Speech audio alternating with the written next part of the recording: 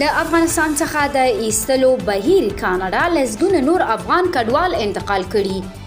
کاناډایي چارواکي وایي چې تازه یې تېره ورځ 309 نور افغان کډوال انتقال کړي چې ورسره د هغو افغانانو شمیر چې د 2021 د اګست میاشتې وروسته دغه هېواد ته رسېدلي نږدې 15,000 تنو ته رسېدلي دي.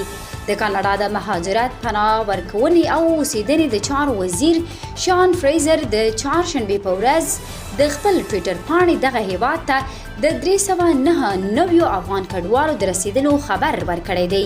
شان فریزر ویلي چې کاناډا ته په تازه رسېدلو افغانانو کې هغه کسان چې په افغانستان کې د کاناډایي ځواکونو سره کار کړی وو او هم د بشري حقوقو فعالان او د هغوی د کورنیو غړي شامل دي. ښاغلي فریزر لیکلي د روان کال تر پایه لږ تر لږه د 40,000 افغانانو د بیا میشت کېدو په اړه زموږ د ژمنې په لړ کې تر اوسه نږدې 15,000 افغان کډوال کاناډا ته راغلي دي. د کاناډا د مهاجرت، پناه ورکونې او اوسېدنې د چارو وزیر دا نه دی ویلي چې 309 افغان کډوال یې له کوم هېواد څخه تخلیه کړي دي. هغه ویلي چې دا شمېر افغان کډوال په یو ځانګړې کرایه شوې الوتکه کې د کالګري هوایي ډګر ته رسول شوي دي. اوس مهال کاناډا په منظم ډول د ځانګړو کرایه شوو الوتکو په واسطه د پاکستان، تاجکستان او متحده عربي اماراتو څخه افغان کډوال دغه هېواد ته انتقالوي.